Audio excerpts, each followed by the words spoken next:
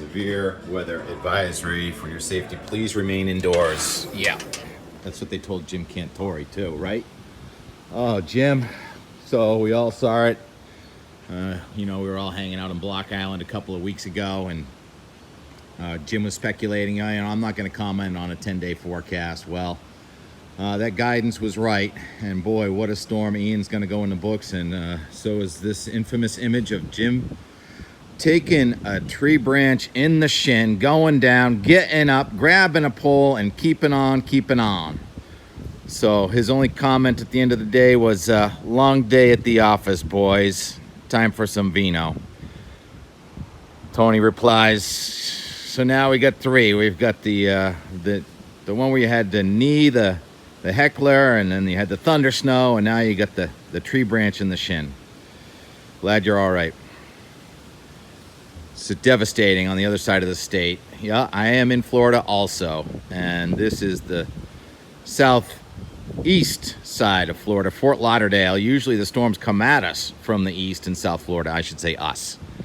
I never want to experience what you guys all experienced yesterday on the other side of the state. I have not heard from my sister in Sarasota. I guess no news is good news, but the images are coming out, and so now this is going to go in the books as one of the worst hurricanes, no doubt, ever to hit Florida. I rank right up there with Andrew, I guess, and some of the ones that before we were born.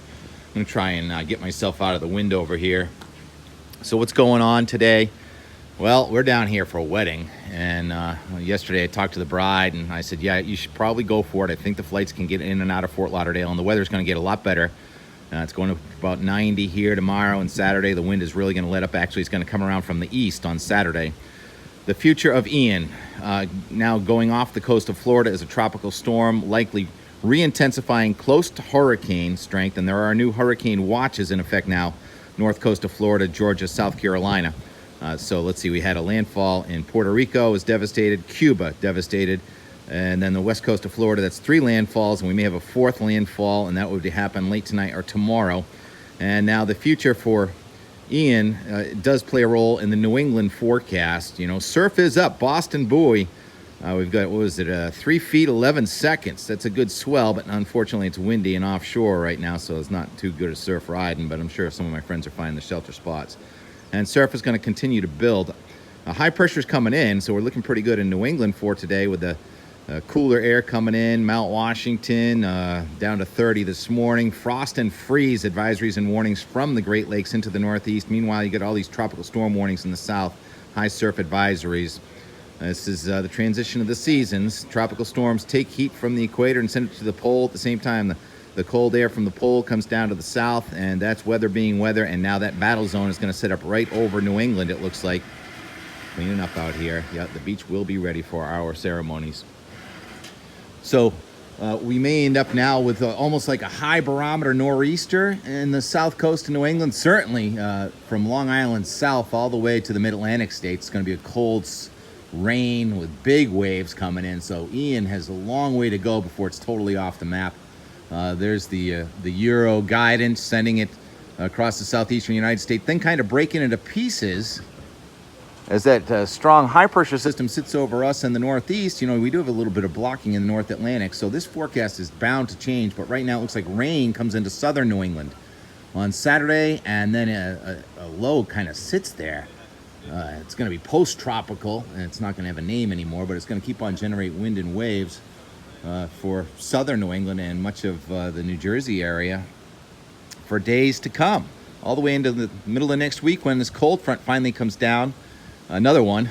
We have these cold fronts coming in the end of every week, so this is the 5th Friday in a row where we're going to have pretty cold air coming into New England, and next week may be the 6th Friday in a row. So weather's being repetitive, but this Ian really disrupting things. What else did I want to talk about? So much going on. Oh, yeah, the flight coming in here. We didn't know if we were going to fly, and the bride and groom to be have been here at the resort for a few days, and they were all nervous, and I talked to her yesterday. I said, I think we can do it. And, she was really grateful to have just a calm forecast, and I think the wedding is still on. But getting in here last night was almost kind of emotional. I watched a couple of movies, Maverick. Really, we're in this plane flying around a hurricane, and also Jurassic.